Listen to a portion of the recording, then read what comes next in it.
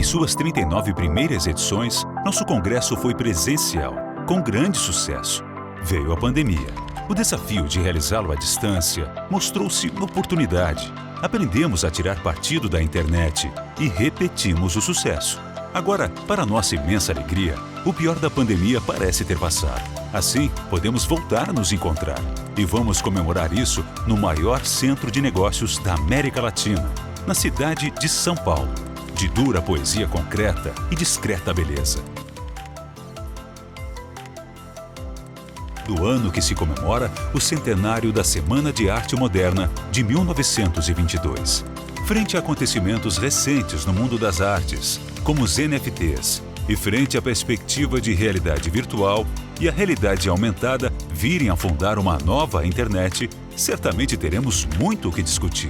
Como sempre, vamos tratar de todas as novidades no campo da propriedade industrial, pois sabemos que marcas, patentes e desenhos industriais ocupam um lugar de destaque no mundo em transformação.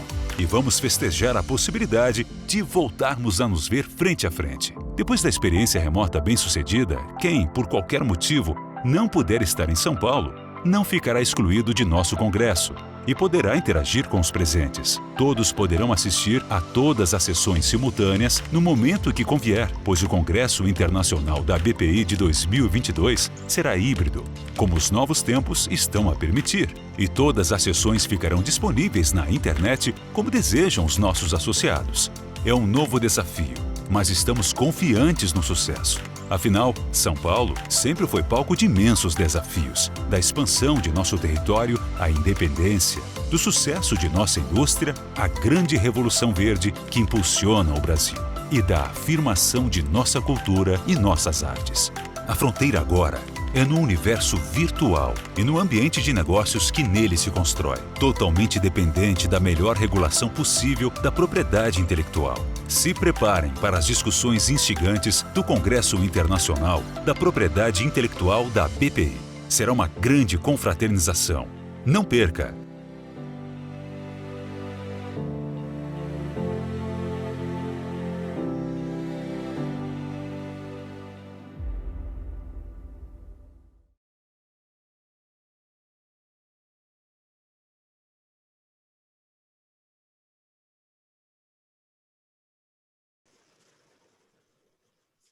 Boa tarde a todos. Muito bem-vindos ao painel da Comissão de Marcas da Associação Brasileira da Propriedade Intelectual. Meu nome é Clarissa Jaegger, eu sou co-coordenadora da comissão, juntamente com a Roberta Arantes e a Jana Fraccaroli. E hoje a gente vai tratar de um tema extremamente atual e inovador, que são as marcas no metaverso. O objetivo desse painel vai ser analisar esse novo ecossistema que permite a integração de pessoas através de experiências em uma realidade virtual e real, bem como a sua relação com as marcas e conflitos oriundos dessa modalidade de uso tão peculiar. No nosso painel, nós vamos tratar de regras, formas de infração, resolução de conflitos nesse novo universo. Para discutir esse tema, contamos com duas palestrantes que são especialistas no assunto, a Carolina Paschoal, que é Associate General Counsel da Meta em Nova York, e a Sara Bruno, que é sócia do escritório Reed Smith em São Francisco, nos Estados Unidos. A primeira palestrante vai ser a Carolina, que é responsável pelo suporte jurídico para o licenciamento de vídeos e contratação de celebridades para as campanhas de marketing, negociando direitos digitais para toda a família de apps da Meta, que são Facebook, Instagram, WhatsApp e Messenger.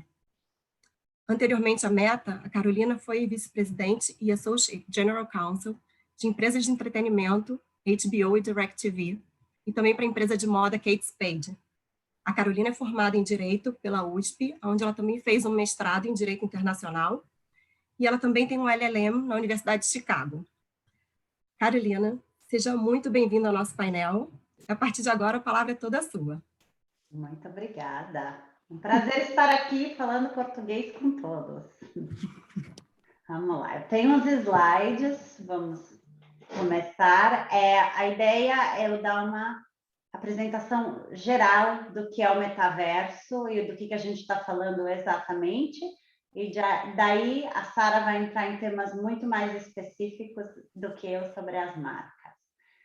Eu preciso do meu primeiro slide, por favor. Aqui. Ok. Vou começar falando que, como todos sabem, o Facebook mudou de nome. Mudou de nome para Meta. Isso aconteceu em outubro do ano passado. E por quê? Por que a empresa decidiu fazer isso? Obviamente, a empresa chamava Facebook e representava uma diversidade de apps. Facebook, Instagram, Messenger, WhatsApp e Oculus. E isso claramente criava alguma confusão das pessoas entenderem que era todo mundo uma companhia só.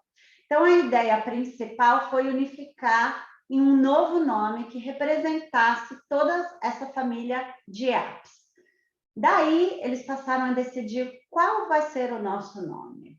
E por que a gente está tão focado como empresa em trazer o metaverso para a nova realidade? O novo nome da empresa é Meta, para evocar essa questão. Então, a partir de agora, se você olhar, inclusive, na Nasdaq, o stock ticker da empresa agora é Meta. Facebook é apenas o nome do app específico que nós temos. Próximo slide, por favor. Ok. Todo mundo me pergunta, ótimo, então agora Facebook é Meta e Meta é o metaverso, mas o que é isso? Pelo amor de Deus, me explica. Então, vamos lá, para isso que eu estou aqui. Então, o metaverso é para ser a evolução da internet que nós temos hoje. É uma evolução de uma internet 3D. Então, a partir disso, sendo a nova versão da internet, tudo que é mídia social também passará a ser metaverso nessa nova versão. É um mundo paralelo ao mundo real. Toda a vida que você tem na vida real, você vai ter uma vida digital no metaverso. E quem vai ser você no metaverso? O seu avatar. Você vai lá e vai criar a sua própria identidade. Aqui vocês podem ver que eu tenho o meu avatar, que eu tentei fazer o máximo parecido comigo, mas tem pessoas que optam por ter uma identidade completamente diferente, ter cabelo rosa, ter cabelo curto, ser homem, ser mulher, a roupa, mudar, o avatar é uma coisa que você pode editar e mudar o tempo inteiro, então pode também refletir o seu estado de espírito naquele dia, você vai mudando. Hoje em dia os avatares ainda são realistas, mas nem tanto. E a ideia no futuro é cada vez mais os avatares imitarem as expressões físicas das pessoas, refletir deficiências físicas, refletir uma série de coisas que hoje em dia ainda não é possível. Mas essa é a evolução natural do avatar. E o metaverso, ele é a internet, a evolução da internet, mas numa sensação muito mais presente, real, de você realmente se sentir dentro daquilo, você se sentir próximo, se você encontrar com alguém no metaverso, é para parecer uma proximidade, uma relação muito mais próxima do que você teria, por exemplo, através desse Zoom Call, que ainda é um plano 2D. Então, vamos ao próximo slide. Por favor. Muito obrigada. Muitas empresas estão investindo no metaverso. Obviamente, eu trabalho para a Meta, eu tenho uma visão do que é isso, mas eu queria mostrar que muitas outras empresas estão acreditando nisso, estão apostando nisso. Então, aqui eu listo todas as empresas que estão fazendo algo e investindo no metaverso. Você pode ver que o Google, Roblox, Snapchat, Microsoft estão lá, e eu vou parar na Microsoft, porque a Microsoft fez uma grande aquisição em janeiro desse ano, que eu imagino que todo mundo tenha visto, que foi baseado na porta de entrada deles para o metaverso. Então, eles adquiriram a empresa Activision Blizzard por 68 bilhões de dólares. E para quem não conhece, a Activision Blizzard é um game publisher. O que eles fazem mesmo, eles criam videogames. Então, tem toda uma sinergia de você criar os jogos com você ser o gaming console, que é a plataforma de gaming que a Microsoft tem, que é o Xbox. Então, tem toda uma sinergia para eles estarem no metaverso com esse grande investimento que eles fizeram. A transação ainda não foi aprovada por questões concorrenciais, então ainda está pendente, mas isso é um sinal de que realmente todo mundo está colocando dinheiro e apostando nessa evolução que é o metaverso. Próximo slide, por favor. Ok. Pergunta que eu mais recebo de todo mundo. O metaverso é um videogame ou não é? Todo mundo quer saber isso. E a resposta é, não é um videogame, mas você pode jogar videogames no metaverso. Então, é para ser realmente uma experiência imersiva, para você poder jogar videogame, se é isso que você quiser. Você pode fazer reuniões virtuais no metaverso, se você quiser. Você pode praticar esportes, tem jogos de boxing, de pescaria, de uma quantidade de coisas que você pode fazer para se exercitar. Você pode ter experiências, por exemplo, um dos jogos que eu acho super legais é a montanha-russa. Então, você pode ter a experiência de estar num parque de diversões, numa montanha-russa, e é tão real que você realmente tem aquela vertigem e a sensação de que você está caindo, apesar de você estar sentado numa cadeira. Você pode assistir filmes e eventos, estamos começando a fazer streaming live de vários conteúdos e shows. Aqui eu mostro o exemplo do Justin Bieber, que fez um live stream no metaverso. Então, vai ter uma série de coisas que vão acontecer no mundo real, mas vai ter o espelho simultâneo no metaverso, principalmente para esportes que são live ou para shows. E é uma oportunidade de você conectar-se com outras pessoas que talvez você não poderia. Então, se você tem um amigo que está na Austrália, que você não vai conseguir ver, você consegue encontrar com ele no metaverso e se sentir na mesma sala real. Se você levantar seu braço, seu avatar levanta o braço, você pode tentar dar um abraço virtual também no amigo que você não vê há muito tempo. Próximo slide, por favor. Então, como você entra no metaverso e como usar tudo isso que eu estou explicando? Então, o primeiro modo do lado esquerdo aqui é usar o headset. Eu até estou aqui com o meu aqui para vocês verem. É um headset e os controles. É um jogo, vem tudo junto. Eu estou, obviamente, aqui, ó, vamos ver se todo mundo consegue ver. Estou, obviamente, mostrando o produto da Meta, que chama Oculus Quest 2, mas existem outros no mercado.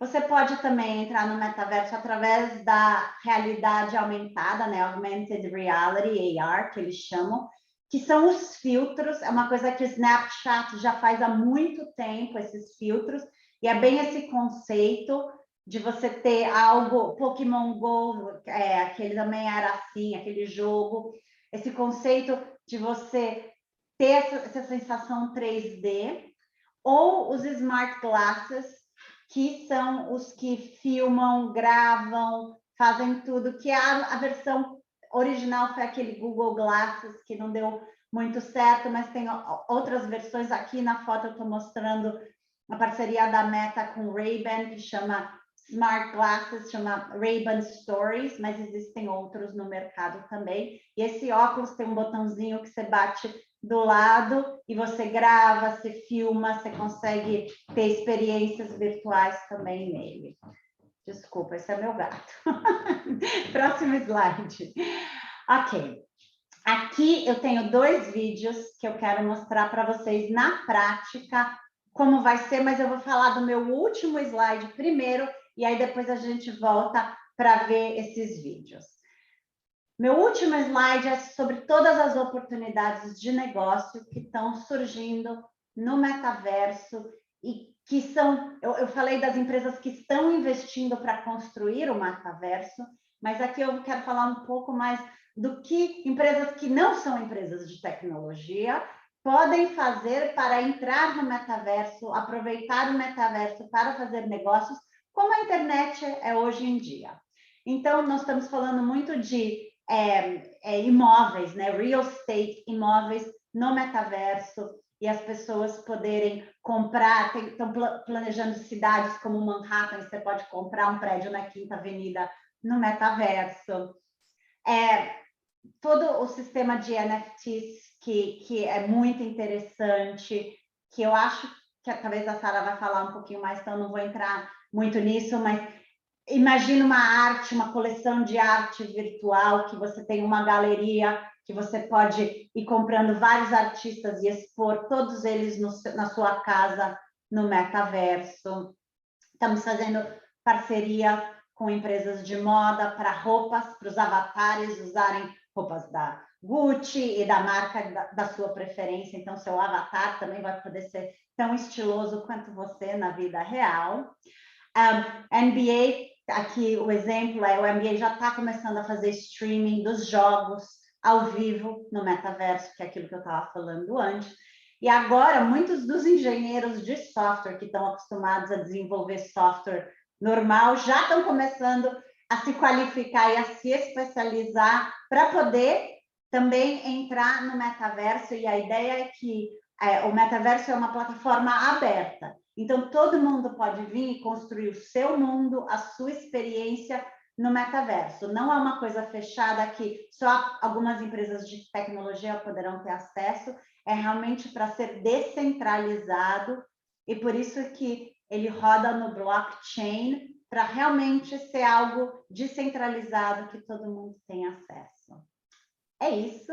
Vou mostrar os vídeos agora, por favor, Roberta, para todo mundo entender um pouquinho melhor do que a gente está falando.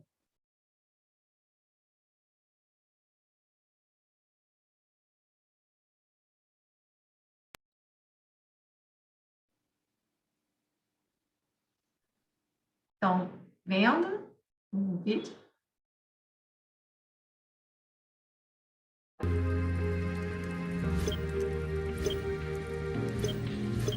All right, perfect.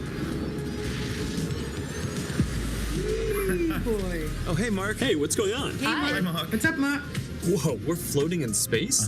Who made this place? It's awesome. Right? It's from a crater I met in LA. This place is amazing. Boz, is that you? Of course it's me. You know I had to be the robot, man. I thought I was supposed to be the robot. Whoa. I knew you were bluffing. Hey, wait. Where is Naomi? Let's call her. Naomi.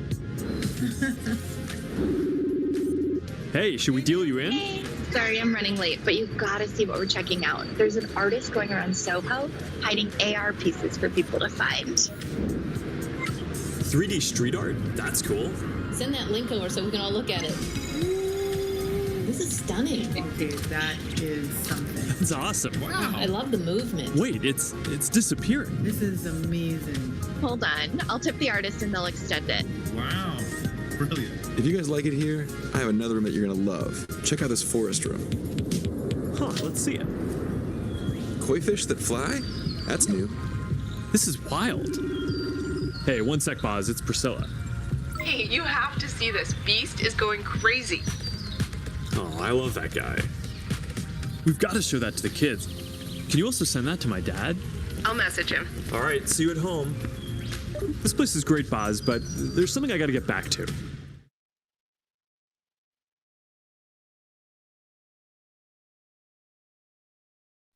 Ok, agora temos mais um que vai mostrar a pescaria que eu estava falando.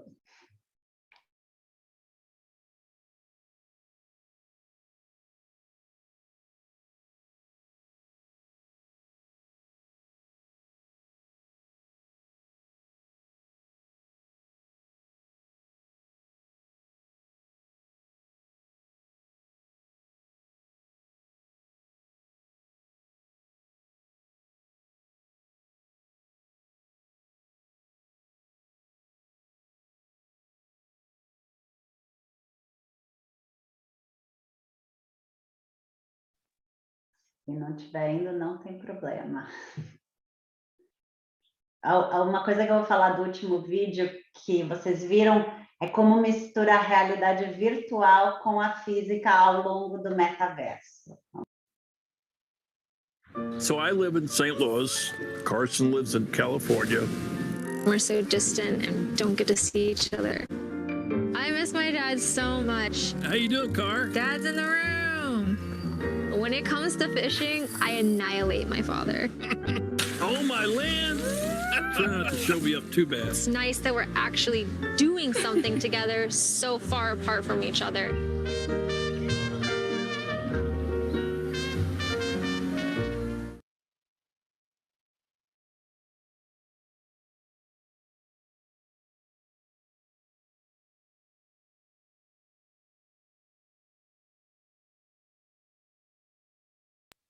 Obrigada, era isso. Acho que agora é a Sara.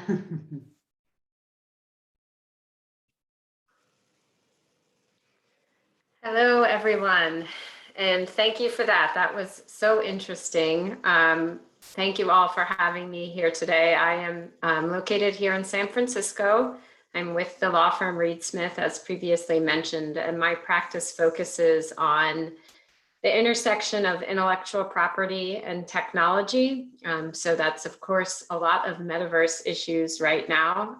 In addition, I also focus on the data that is flowing from the metaverse and from all digital technologies across the globe, and the issues related to getting that data in the right place, using that data, and of course, storing it and retaining it, considering all the new laws that we have right now.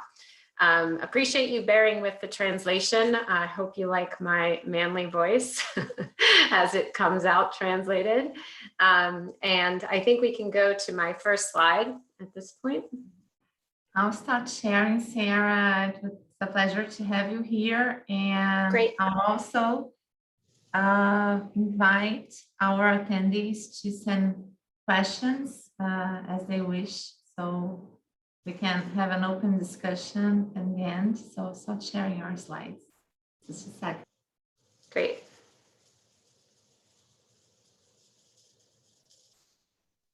We can move to the next slide.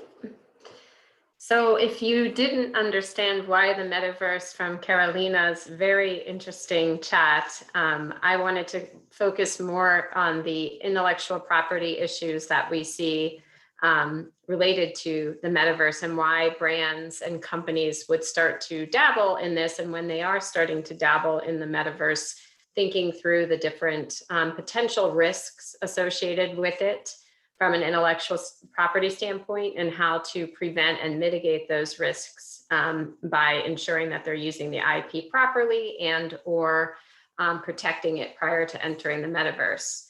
But before we get there, I think Carolina summarized it way better than I could, being at Meta, as to why we'd enter the metaverse. But it's important, if we look at it from a brand standpoint, for companies that may not already be developing online content and or gaming content, which for them, it's a natural position. They want to not only be in the metaverse, but they want to position themselves at the front of the metaverse and control the engagement and or be integral to the engagement and the metaverse. And that could be a gaming company, it could be a social media company, whatever platform that may be, they're going to want to be at the front of it. But then we have brands that need to either create opportunities for consumers to engage on the metaverse, and that may be via the headset, different components that allow users to experience and engage in the metaverse. All of these, of course, involve IP. In particular, with virtual reality, the headsets, we're thinking patent. We may be thinking software, copyright rights with respect to that. And then last, we would be thinking about trademark. Our brand is going to be on it. But trademarks are a little different in the metaverse, and we're going to get to that next. But that's one way that a company may engage with the metaverse. But then, of course, we're going to have what we're actually thinking about today, which is when you're in the environment and those brands that start developing products specifically for the interactive media component of the metaverse. From there, one good example would be a shoe manufacturer, and we're going to talk about one today, Nike, but there's many shoe companies that are engaging and developing digital product and or concepts merely for avatars to wear in the metaverse. And so these companies are having to think through their trademark rights with respect to the fact that now they have digital concepts being created, which is outside of the physical good. And so they're having to check their IP rights to make sure they have that protection and or can claim those rights. But they also have to think through the ability and ease for someone to start copying and using that content and or creating derivative works that may be permitted or not permitted based upon the use of that digital work. For example, a shoe could turn into a hat, could turn into a purse quite easily, but if it still has the same design components that the shoe manufacturer put legitimately out, we're going to see some interesting cases with respect to the IP claims as a result of that. And then, of course, we have science, we have gaming, we have all of these different potential issues and uses of the metaverse that are completely outside of the gaming aspect that I think it originated from. And now we're seeing offices creating metaverse versions. We've seen law firms open up in the metaverse. We're seeing medical service providers having advertisements in the metaverse, whatever it may be, but brands are starting to look at this and think, how can we engage and get more information and or understand more about what people are thinking and doing in this reality that they've created in order to learn and or adapt our product to the metaverse. So I think we can move to the next slide. We're going to start with the example I kind of referenced earlier, but Nike. I just wanted to give some examples of some brands that have not only entered the metaverse, but they're starting to think about other uses of their products within the metaverse. And here, Nike, these you see on this slide, the swoosh, Nike, and Air Jordan. They're three of its most popular brands. Well, they have now downloadable virtual marks that are applying to in class 9, which is the software class traditionally. So Nike has moved its footwear category to a virtual category in order to protect its marks in the metaverse. And so that, of course, it can develop those shoes, create those potential avenues for marketing, branding, and use and engagement with new consumers. It's really a brand refresh too. Nike doesn't need a brand refresh, but for some companies, this is a way of getting at a whole new audience, a whole new age, a whole new generation, a company that may have traditionally been sold to older products, in particular, a fashion, let's say a fashion retailer that typically sells up, could suddenly have developed a brand in the metaverse that's for a younger audience and or lower, a different cost bracket. And so it can start to have a whole second meaning behind it, a brand or a mark that was traditionally marketed to one generation or a segment of the physical world that we all live in. So Nike is, of course, doesn't really have to worry about that new generation, but it does have to think, okay, now we're going to need to start to develop a digital place, a digital brand, a digital marketing team, and a digital protection strategy with respect to the metaverse. So part of that strategy is registering trademarks in this class 9 to make sure you have protection in class 9. Another part of the strategy would be to ensure there's consistent use of the brand. And this is what we should be telling our clients is the metaverse enables us to do different things with the product and the brand, but make sure you're still using the swoosh the same way and that you still use the Nike name the same way, because you can't start tweaking too much, or there's an argument that you've diluted the rights in your trademark by having things change to be creative. So what does this mean? It means we want to engage with the marketing a lot, because they're coming up with the ideas and the concepts, but we want to make sure our trademark and brand protection team is reviewing all those concepts to make sure there's a consistency with use that we can establish and or maintain. So one, we don't have dilution, but two, we don't have another party kind of coming along and saying, well, they're doing this, they're moving their swoosh around, so we can move their swoosh around and use it on purses because it's already possibly dilute for whatever reason. So you do want to make sure you have still have the lawyers in the room with marketing as much as possible to have that consistency with use to enable claims for rights that are not only tied to what you have in the physical world, but also what you have in the metaverse and how you're using the marks in the metaverse. And here we have also Zara. It collaborated with a South Korean brand to develop a new collection. And Gucci also worked with Roblox to create a collection. So those are two fashion brands that are now collaborating with companies in the metaverse that are part of that world that Carolina explained so well, to develop new content and to do that brand refresh I mentioned earlier. We can move to the next slide. So this next one, McDonald's, I love this example because when I first started to talk about the metaverse, I had a hard time imagining food becoming part of it, or physical food becoming part of the metaverse. And yet, of course, we've got McDonald's who's figuring it out. They have developed a trademark McDelivery for virtual restaurant that will deliver food online and in person. So this is an example of where we're going with the metaverse.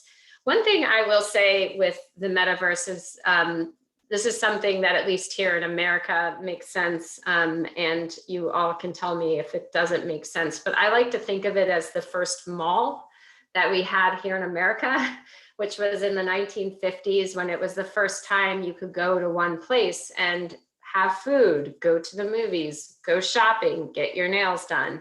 This was all a concept that was like, we can go to one place inside and do all of these things and walk around and eat and drink and talk with our friends for 3 hours on a Friday night. It was, you know, earth-breaking. It was something that everyone here started to jump on, and now we have malls across America, and it's very common. And if anything, people are moving from the mall to the metaverse. But I do think of little things like this as right now it's scratching my head. How is this going to work with the food delivery? Is it going to just be like Uber Eats, where we're just ordering food via our headset?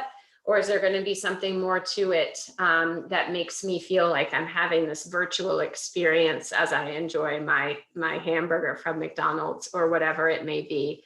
And I know that they're figuring this out, and they probably already have. And Carolina, if you know that they have, feel free to jump in and tell you. And I will pause if you're aware of any food delivery that I'm not aware of at this point. No.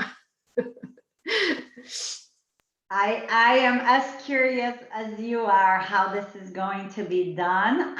I suspect there's going to be a version that you get it in real life and your avatar receives it at the same time.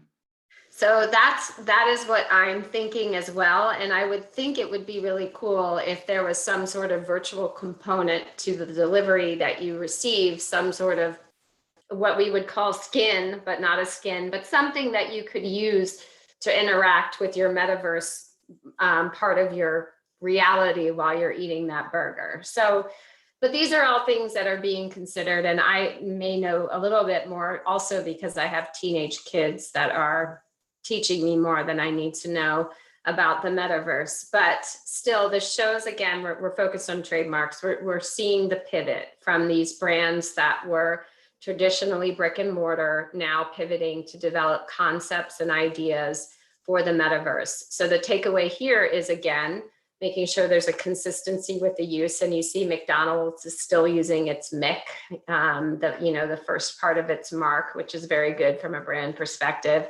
I'm sure the colors, when it does use it, will be similar. I'm sure the concepts and the designs will be similar. But these are things we would advise a company to do when they're entering the metaverse, to make sure their brand is well known and protected, as well known and protected in the metaverse as it is in the physical world. Another company is Crocs, that is applied for the registration of the trademark Cool Crocs to protect services in class 35 for the provision of an online marketplace for buyers and sellers of downloadable digital art images authenticated by NFTs. Totally different than the Croc shoes. So again, this is another company that's thinking outside the box of how they can monetize the experience in the metaverse by relying on their traditional brand, but to move into a new space with the attempt to market in that space and create a new avenue for revenue and also engagement with consumers. In addition, they're in class 41 to protect entertainment and amusement, namely the provision of online non-downloadable virtual goods. So Crocs is up to something in the metaverse, and it'll be interesting to see where this ends up, but another example. We can move to the next slide, please.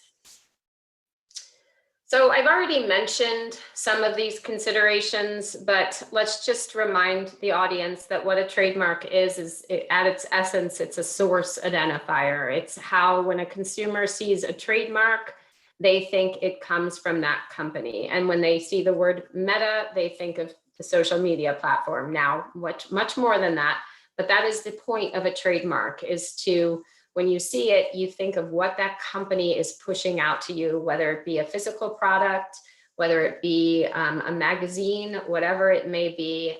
When you see that name, you think of what that company wants to, how that company wants to engage with you, whether it be by product or some content. So that's important because when you're moving into the virtual world, consumers may be used to seeing, like with McDonald's or Crocs, they may be used to seeing your mark in one way, and now we're shifting that a little bit in the virtual world. So again, that would be reason why to use some consistent branding in both places, because you want to make sure you're claiming rights in the same Crocs and the same McDonald's that's in the physical world, even though now it may be completely different in the virtual world. You want to think through if it's a word mark or design mark. This is always part one, but here in the metaverse, a little bit more important because you have this visual digital component that's going to make it a little bit easier to either duplicate, mess around with, change. So yes, you want the word mark, but if there's a logo that you're intending to use or a design component that you're intending to use consistently, I would suggest getting some variation of that and or spending the money to file for it, even though you may not in the physical world, just because the metaverse allows for so many new opportunities in that way with respect to duplication and misuse.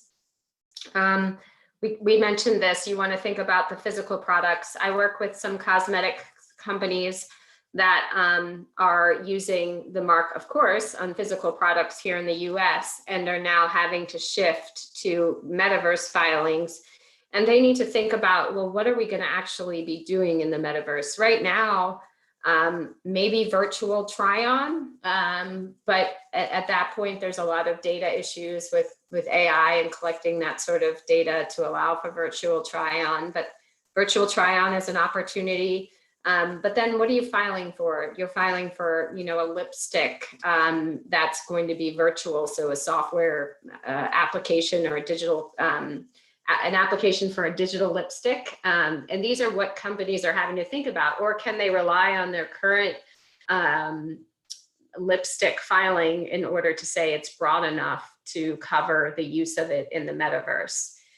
We are suggesting for those class 9 filings, rather than just simply relying on the older class filings, just because there's less room for argument that you don't have protection. And we are seeing, and I'm going to cover in a slide or two, we are seeing some trolls coming along and just filing and or using the mark in an infringing way in the metaverse. So we do suggest filing the new applications if you have the ability and finances to do so.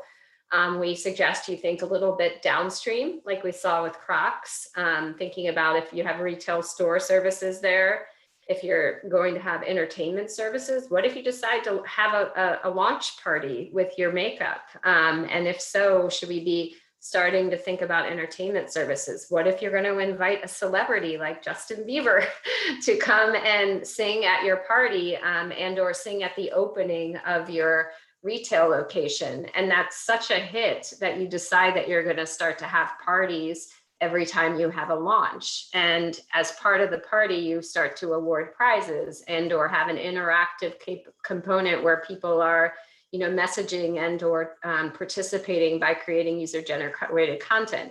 Suddenly, you're having a party once a month. And if you're having a party once a month, you're probably gonna want to start to broaden your rights in the trademark. And again, why I say all this is I'm just chatting here, but this is another reason why your lawyers need to be in the room with marketing, because and I know that can kill the buzz for marketing.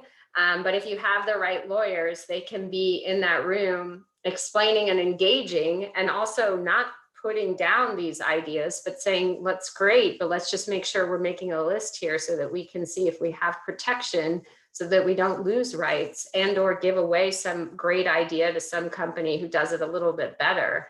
And because we didn't protect it, now everyone's doing it. So you do want to make sure you have the thinking caps on from a legal standpoint when marketing's coming up with all these really cool ideas. Next, you want to think through intent to use versus use. This is an issue in the US in particular, in which case we have two different categories of filing. If you intend to use something, but you haven't started, and or if you're using, this is not the issue everywhere globally, of course, but it would be good to know always, every attorney in every part of the world should be asking when are we going to be doing this?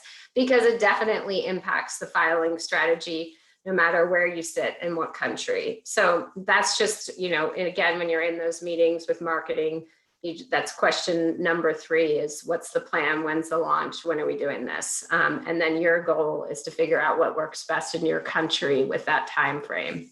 And then of course, where, and this is really tough with the jurisdictions. And Clarissa, I know you're not technically part of the panel, but this is something that we talk about often, being that we have you in Brazil, me in the US, and we have other lawyers in other places that may be helping one client figure out a concept for something that they're trying to get off the ground digitally. And so we do have to think through all of the different jurisdictions, the different potentially filing strategies we have in those jurisdictions, and make sure we have a plan, especially when it's a digital launch, like in the metaverse, because you may have global use of something. And when I say global, of course, there's going to be geotagging and country-specific issues, but you're going to have use of something in more than one jurisdiction.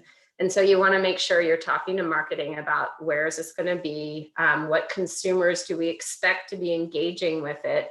Because the second thing that should be going off in your brain is, okay, we need to talk to lawyers in whatever region that is, and also think about counterfeiting, copying, whatever other issues may come up, so that we make sure we have a strategy. So those are, I think, the big considerations we have for trademark filings. And now we can move to the next slide. I just wanted I pulled a few examples for this group. The slide is quite boring, but this is an example of where Vogue has gone. I thought this was interesting to show that they've entered class 9, and not only do they have the downloadable image files, which you would expect from a magazine, but they also have NFTs, NFTs related to digital art, downloadable virtual goods, which may be a step away from what we think about with Vogue, but now it sounds like they're thinking about downloadable virtual goods. And if you see the list of goods here, design, lifestyle, fashion, food, cooking, covers everything. So I wanted to point this out to show this is, again, in the US, we have intent to use filings, but it's an example of companies thinking, where are we going to go? We want to make sure we're not behind the game here. So let's create some broad filings to give us some protection for when we enter this space, or if they're already in the space, to protect it as they continue to evolve in that space. We can go to the next slide. Another example, Tommy Jeans, Tommy Hilfiger, big brand, but you'll see, look at this, they have virtual reality applications that they're filing for. And again, it looks like everything you expect from Tommy, but it's class 9, so that's the virtual part of it. They also have NFTs. We'll get into NFTs in a few slides and what they are. But right now it's interesting to see that these brands are starting to file applications for NFTs, which is going to make the argument that some are making that this is a functional use of a brand and not a trademark infringement. It's going to make that more interesting. I will cover that in a few slides, but I just wanted to highlight that now before we get there. We can go to the next slide. Ah, we're here. So NFTs. NFTs are non-fungible tokens. And for those that don't know, you're not alone. I think even with the number of times I was explained this initially, I still was not really understanding it. And I think that just comes from anything new. It took me a while to understand the cloud.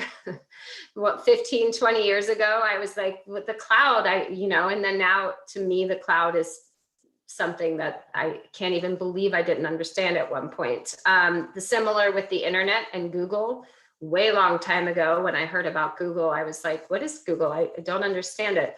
But again, I'm showing my age, but I'm also explaining to you that if you do feel like this NFT concept is making you scratch your head, we've all gone through this before. We will get through it, and soon it's going to be very common. But non-fungible token, non-fungible essentially means it's original. It's not something that you're capable of duplicating.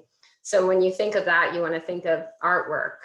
They say trading cards, digital photographs, whatever it may be. If you, the reason, and a digital photograph is tough, right? But technically, if a photograph, when you take a photograph, if it's a unique photograph that you took, technically that's not, that you're the owner of that photograph, and as such, it is a one of a kind, and anybody that copies it is copying that one of a kind work. So why is that important? Because again, when we're scratching our heads about NFT, the very essence of an NFT, if you look at the image on the image of the pink circle there, the very essence of this is, of course I can copy that. I could copy that 1,000 times. I don't understand how this is a non-fungible token. Well, it's non-fungible because of the blockchain that it's on, which makes it unique. And it's also been deemed, and we can go to the next slide, the way that it's used on that blockchain, I'll pause. The way that it's used on the blockchain is essentially a way to authenticate and or establish that something is legitimate. But it does serve that other function of being really cool to look at. You see NFTs on display in the metaverse and in the virtual world. So it has this dual purpose, which is where it gets really murky in the IP world, because we have the fact that NFTs, the whole goal, I mean, NFTs, the whole essence of it for some is just that it's really cool to have and brag about, right? To say you own Jack Dorsey's first tweet, and that is supposed to be something that everyone wants and brags about. So you're gonna want to, in some way or another, be able to establish you have that. On the other hand, because it's part of the blockchain and it is an NFT, it's technically not something that's capable of being reproduced. So that's where it gets complicated, because we have those IP rights associated with whatever the NFT is made of. And so we see that come up a lot because there's artwork, there's, like I said, a tweet, there's written works, there's images of celebrities, there's images of sports players. All of this is making it into the world of the NFT and is very valuable to said painter that they own the image of their NFT.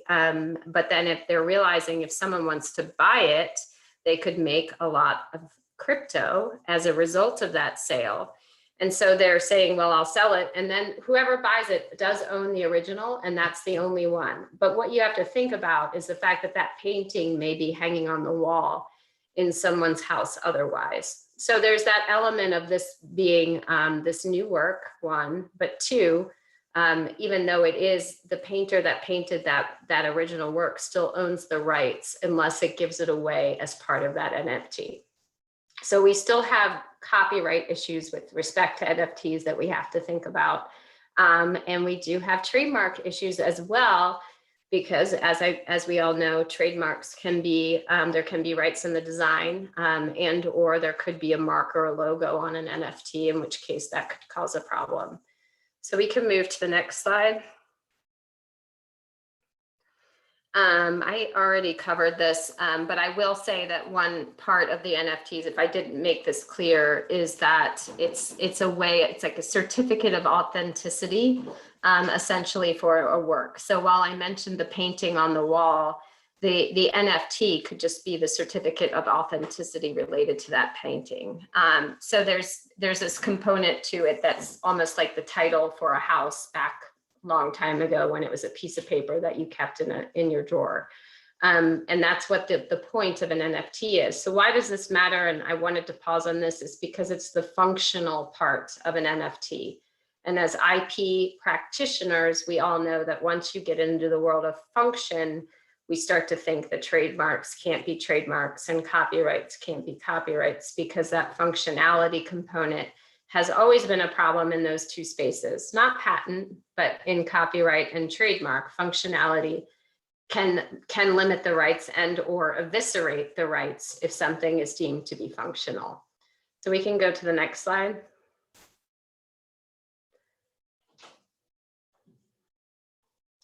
So I wanted to just pause because NFTs, as we saw, we have Vogue, we have Tommy Hilfiger, we see them registering marks that include the rights in NFTs.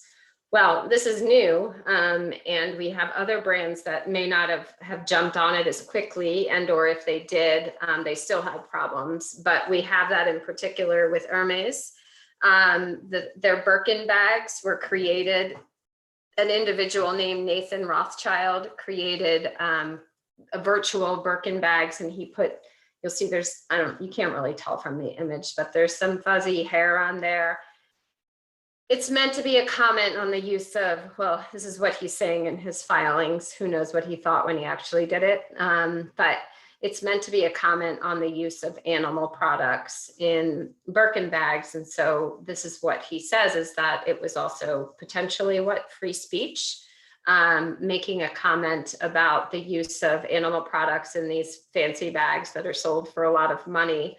And so he created these images, and Hermes filed suit against him and claimed trademark infringement. He also called them Meta Birkins. And so that's another issue, is that he actually used the word Birkin in the name of this. So if you couldn't tell already, the name should help you tell.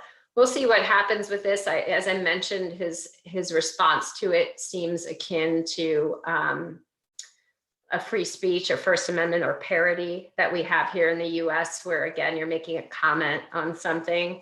But on the other hand, from Hermes' standpoint, he's using that Meta Birkin, and it would really be just to talk, I'm thinking out loud here, but typically a parody argument, you have to look at the context, the use, and the positioning. And if he was otherwise trying to make a commercial use of it, it limits that somewhat. And so a lot of the context of his use is going to be interesting here. But it's an example of, one, it's good that Hermes caught this and filed a lawsuit. I've always said that the companies that engage and act quickly and then publicize the activity in these spaces tend to have less problems than those that may be sending letters and or ignoring and deciding to focus elsewhere, because it'll keep happening and it'll get worse and worse and you'll lose your mark. But if you do file that suit and decide to send those 2 letters and get ignored, and then file that lawsuit and then publicize that lawsuit everywhere, you're going to have less problems because other people will focus on other brands. So while it may be expensive, it's worth that first lawsuit and that publicity that you get from it in order to drive, one, hopefully settlement, but 2, prevent others from using it. So then we have Nike versus StockX. This one is it's a more recent, a little bit more, I think, complicated because StockX is essentially using the Nike. StockX is a place where you can ensure you're buying authentic footwear and or products. And again, this is not something that my generation worried about, but my kids, I have a 15-year-old, almost 16-year-old son who definitely thinks about authenticity when he's telling me what shoes are the best. And we were shopping in a physical store one day, and we looked around, and he goes, how do you even know these are legitimate? And I thought, why would I ever think they're not legitimate? But this is the way this generation thinks, which is they're so used to the online world of fake and or buying things and having it not turn out to be what you think it is, that when he's shopping in a retail location that has lots of different products, a department store, he's thinking, how do we know these are legitimate? And again, the reason being is that there's virtual marketplaces that sole job is to ensure that you have authentic shoes when you're buying them. So here, this virtual marketplace was a good spot to buy authentic and legitimized Nike shoes. Well, as part of that, they started to develop an NFT that they sold with the shoe that had the Nike logo or brand on it. Nike filed a lawsuit against StockX as a result of this, saying, you're using our brand, one on an NFT, which is completely separate from authenticating it. And now you're giving that NFT to customers when they buy that shoe, which is a whole, additional component. So you're essentially commoditizing our brand on an NFT that you're creating. StockX's response was that it's functional, that the use of an NFT is functional because it's essentially allowing for the authenticity of that pair of shoes. So this will be really interesting. We'll continue to watch this case as it moves along. I think it's going to be a big one. It already is a big one, but if it actually continues to move forward and doesn't settle and we get some case law out of this here in the United States, it'll be very interesting because it is going to touch upon that functionality argument with respect to NFTs. At the very top bullet here, Gucci and Prada already have been dealing with third parties filing its marks for use in the metaverse in other countries outside the US. And so this is something, again, for brands to be aware of when you're talking to clients. Make sure that they're aware that, hey, if you're not filing it, someone else may. And it's similar to what we dealt with 15 years ago in the IP space with counterfeiting, but now we have the same issues in this virtual world. And then we have to think through UGC. A lot of the fact that UGC is user-generated content, so content created by consumers and or fans, and then they're using it and developing it and playing around with it in the metaverse. And if you haven't already decided to file applications to protect your content in the metaverse, this would be a final reason to consider it, because if you don't and you have a bunch of fans who start to develop something and it turns into something that they commoditize, you're going to have a really hard time writing a letter to a group of fans about their use of your brand in the metaverse, and especially if they've commoditized it. You will have an easy time from the IP standpoint, but the PR risk associated with that is another thing you have to think about, because this user-generated content, while it can be negative, many times it starts out positive, and it's meant to be, a way of kind of showing that they like a brand, showing that they want to engage with your product. And if you're suddenly having to do takedown notices in a big way to a group of fans, it can turn around on you very quickly.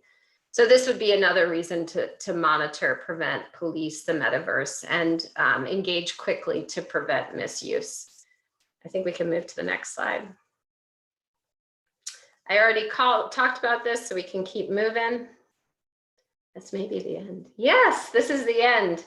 So I think we intended to leave enough time for questions, and I know I've been talking a lot, so I will pause and see if there's any questions. Thank you very much. Obrigada, Sara. Obrigada, Carolina, também. Desculpa não ter. A gente tem, sim, algumas perguntas, mas alguém já informou aqui que se sentiu respondido. Qual classes as empresas estão usando para registrar suas marcas no metaverso? Essa foi uma das perguntas. E tem uma pergunta aqui mais complexa. Well,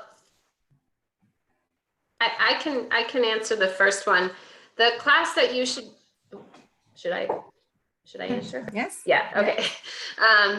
The class that you would want to file initially, it depends on what your mark is going to be associated with. So if it's for footwear already, you would want to file in the class, and I think it's 25 for footwear, but there's a big list of classes, and it would really depend on what product you're manufacturing and or developing, and that's how you would choose your class. And then when you enter the metaverse, you want to start looking at those, class 9 being one that consistently comes up. But if it's services, you'd want to look at virtual services, digital services, those classes as well.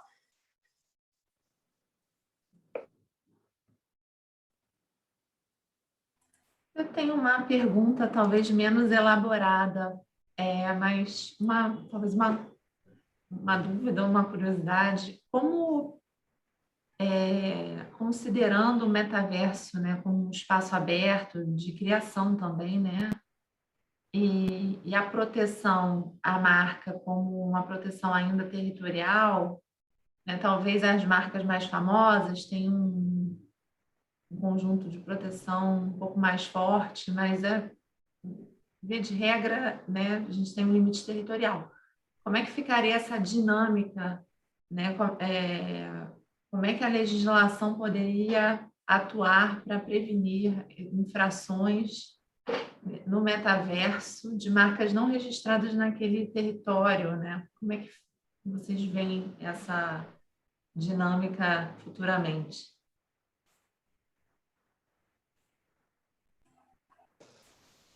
That was the easier question. That is a very good question and a very difficult one to answer, only because you absolutely asked the right question, which is it's very difficult to think through all the different jurisdictional issues with respect to use of the brands in the metaverse when they're crossing lines into different territories. I don't know. I can't speak to legislation, and Clarissa, I don't know. I know, again, you're not on the panel, but if you have any thoughts from Brazil, I know in US there's talk of it, but I think we're focused so much on data privacy right now that I see the efforts with the government going there before they tackle any sort of branding and or IP issues. I think you're going to see that first worked out in the courts, and then depending on how the courts work it out, if it's not a resolution that companies are happy with, I see lobbying at the government as a result of that. But I don't know if anyone has anything else to add on that. I think it's going to be the same here, yes. I don't, at least in the first moment, I don't see any other possibility. So I guess it's gonna follow the same route as in the US. Do you have something, Roberta, to add in this respect? Não, eu acho que a gente ainda tem, na perspectiva do Brasil, né? Eu acho que a gente ainda está tão atrás em relação a tanta coisa que o metaverso será um desafio maior ainda, né? Mudança legislativa acho que é urgente na área de marcas, né? Mas enfim, a gente vai ter que pensar um pouco. E a gente vai acabar aprendendo mesmo com os países que já estão vivendo isso, né? Provavelmente, talvez o judiciário acabe tendo a liderança nessa construção, né, da normativa, né? Na ausência ainda de uma legislação mais adequada. Tem algumas perguntas aqui. I would like to understand which countries are being considered for this protection and what would be the best jurisdiction to enforce these rights, considering that the infringement may occur in several countries at the same time. So are there any specific countries to be considered when talking about protecting trademarks in the metaverse? I missed can you read it again? It was being translated for me. Do you mind? Yes. I would like to understand which countries are being considered for this protection and what would be the best jurisdiction to enforce these rights. Well, I can speak to it from a lawyer, and I would say, United States and then other countries with respect to having a big category of digital users, which really I often, as the lawyer, look to the client and or marketing team to help us identify where they intend to market and or believe their biggest audiences will be. Carolina, I don't want to put you on the spot with respect to what you do, but I'm wondering generally if there is a thought about jurisdictions generally with any sort of, brand thought with marketing. So I actually think this question and the last one, I would like combine them both. I see the metaverse exactly as having the same issues we had with the internet when we were talking about it 20 years ago. So when you were looking at like internet and what countries to protect, you would always think about, okay, if there's a litigation, where would damages be? Like, where would the infringement have been? So I think that the thought here with the metaverse is a little bit the same, is that I would protect any trademark or where your business would hurt the most. And so like when you're doing business online, you're covering the countries either where you're selling it, you're importing from, you're exporting to. So I would think it a little bit like that. And then I think we're going to have really interesting case law when we talk about infringement here, to see like how it's going to play out. Because if we're talking about a digital good like an NFT, there is a blockchain behind it that is decentralized and is not linked to any one computer. It's linked to a network of computers that could be around the globe. So I think it will become tricky, but from a protection stand of view, which was the question, like how do you protect it? I would just do it on the countries where, is material to your business, where it would matter. And sorry, maybe I should have responded that in Portuguese. Now I realize that, sorry. It's okay, don't worry.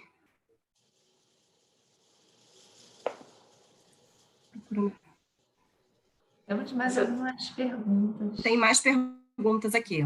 As pessoas estão mandando mais perguntas. Tem uma, what about trademark nominative fair use cases that deal with video games? Would the same reasoning apply to the metaverse? Could you elaborate also on the issue of use in commerce in the context of infringement and the notion of users' private use of trademarks in relation to the metaverse, if that notion even applies? I can jump on the first part of that. It's a very good question with respect to nominative fair use, which is essentially the argument that you're using the mark to identify what it is, and otherwise you're not trying to use it in a way to commercialize and or profit off of the use, but it's the only way to show X is to use that brand's name. So that was an argument that it's a very good question. And I think it's going to be very similar to what we do see with the video game use of that argument, which is it's going to be a case-by-case situation depending on whether there's overuse of it to the manner in which that it's going beyond just nominative fair use, but it's going to where you're drawing and or trying to develop the concept of affiliation and or using the mark to make something cooler or better or whatever it may be, then that could go beyond just typical nominative fair use. So that is my way of saying case-by-case evaluation. And I would just suggest to companies that are hoping to rely upon nominative fair use to limit the use of it so that it really is only as an identification of what it is that the person is doing and not beyond that. We also like to say, don't use the logo, don't use more than what you need to use in order to have that be identifiable. And then of course, what you have to think through is the amount of money the brand has, because even if you are doing this in such a way that you feel that you have a good case for nominative fair use, the company may have an exclusive deal with another digital metaverse company for their mark, and by your using it, you're diluting that deal and or creating a problem for the company. So they may come after you, and they may have the funds to come after you. And while you may be able to argue nominative fair use, the company doesn't want to breach their agreement with someone else, and so they're not going to let go of it. So we always recommend think about who you're copying. Do your due diligence with respect to how litigious they are and how much you think you'll fight, and then be smart and effective and efficient with how you're using it so that you have a strong argument for nominative fair use.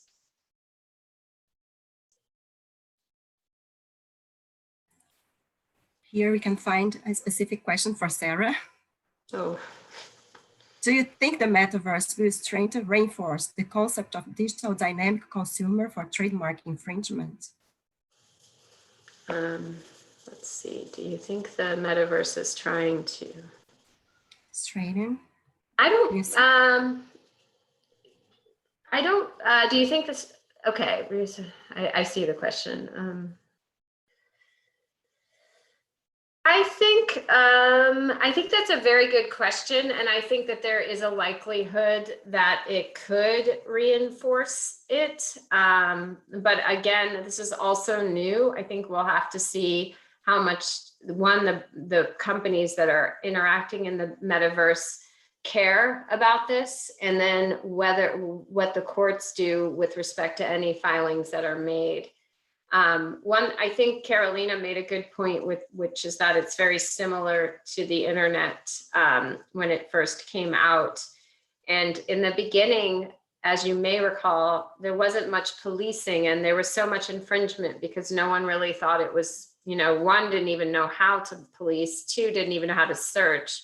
And three was like, do we really care? It's the internet. I think the metaverse is the same way, but because we've already been through the internet, it's same way in that it's providing the same opportunity to your point of your question with respect to use and duplication and playful use and fan use and consumer use. But we're going to see much more policing because companies are aware of what can happen as a result of the internet and having gone through the internet.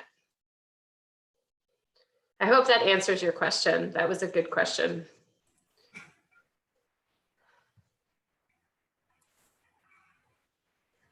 Tem umas perguntas aqui. Tem uma pergunta aqui, de repente seria para nós três, Roberta, Jana e Clarissa. Como fica a questão da legitimidade do artigo 128 do ABPI com relação às classes 9, 41 e 42, se a empresa não tem no objeto social atividade de desenvolvimento de software ou organização de eventos?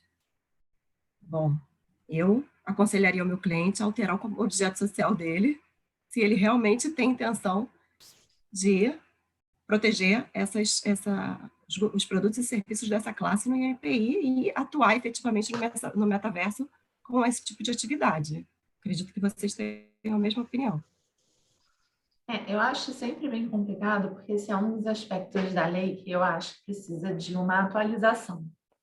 Porque a organização das corporações está muito mais complexa hoje em dia. Uhum. Então, fora que as marcas, né, isso a gente vive como consumidor, como advogado também, mas a gente vê as marcas, elas estão estendendo o seu campo de atuação, né? Então, tem várias hipóteses ali de collabs e de outros usos que estendem, né, a proteção para além do que é o, digamos assim, o objeto social, né? Então, eu acho que sim, né? Talvez o caminho mais rápido fosse uma alteração de objeto social, né? Quando possível, né?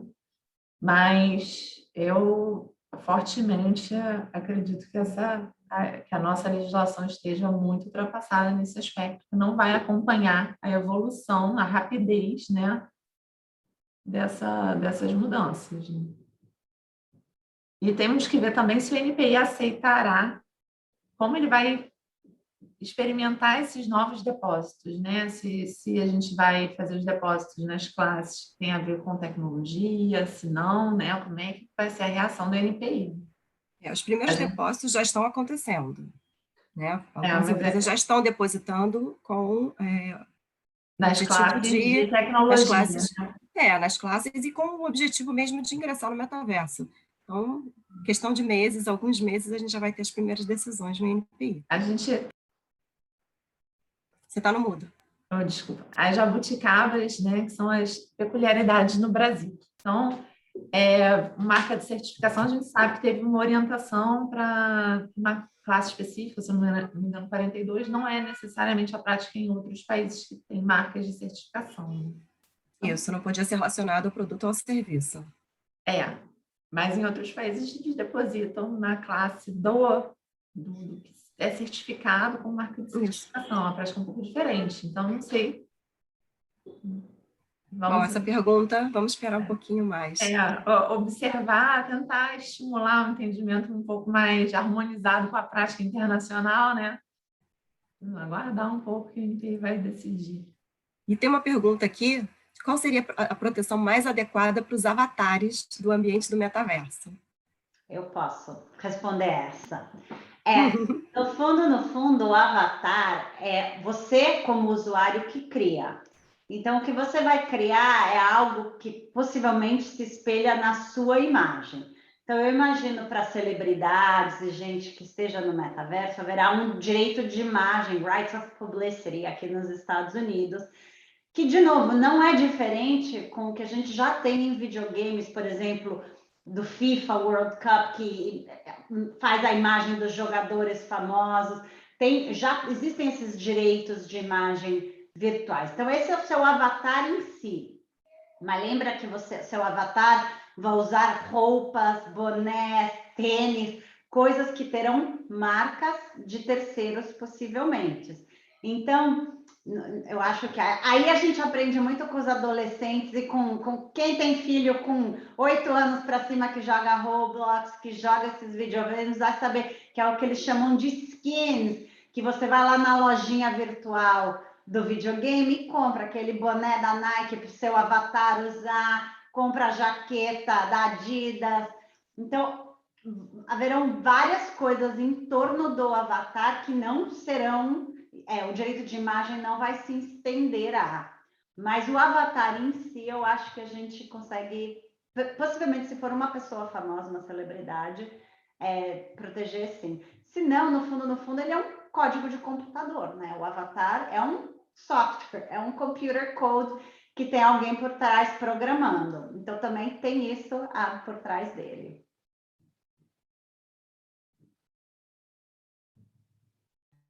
Obrigada, Carolina. Deixa eu ver se temos mais perguntas.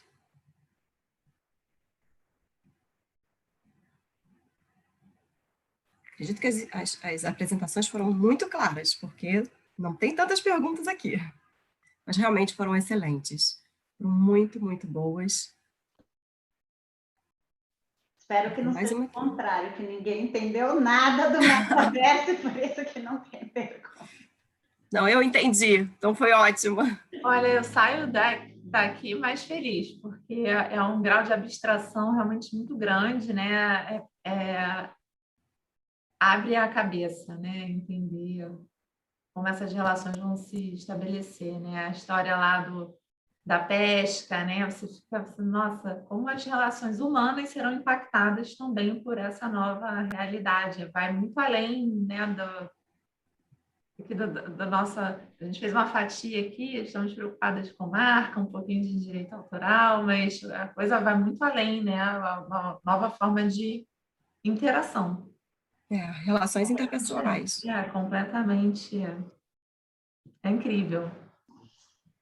Temos aqui o Gabriel Leonardo, é o presidente da nossa associação.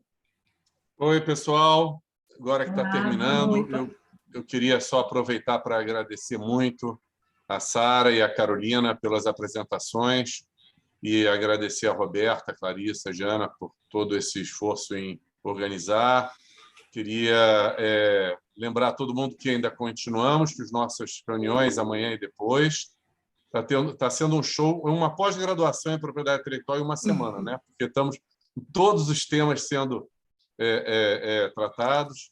E quero agradecer muito todo o tempo de vocês, que vocês doam para a associação e para a sociedade brasileira. Muito obrigado e parabéns, viu? Adorei todo o debate. Que bom, muito obrigada.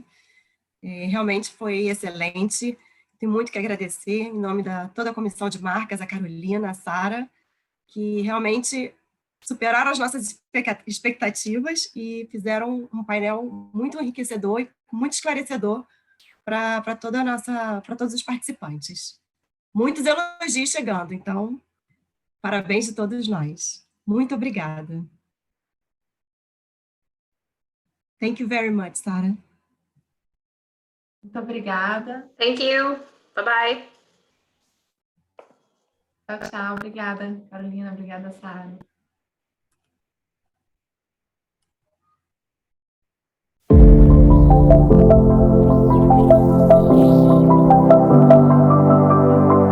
Em suas 39 primeiras edições, nosso congresso foi presencial, com grande sucesso. Veio a pandemia. O desafio de realizá-lo à distância mostrou-se uma oportunidade. Aprendemos a tirar partido da internet e repetimos o sucesso. Agora, para nossa imensa alegria, o pior da pandemia parece ter passado. Assim, podemos voltar a nos encontrar. E vamos comemorar isso no maior centro de negócios da América Latina, na cidade de São Paulo. De dura poesia concreta e discreta beleza. Do ano que se comemora o centenário da Semana de Arte Moderna de 1922. Frente a acontecimentos recentes no mundo das artes, como os NFTs, e frente à perspectiva de realidade virtual e a realidade aumentada virem a fundar uma nova internet, certamente teremos muito o que discutir. Como sempre, vamos tratar de todas as novidades no campo da propriedade industrial, pois sabemos que marcas, patentes e desenhos industriais ocupam um lugar de destaque no mundo em transformação.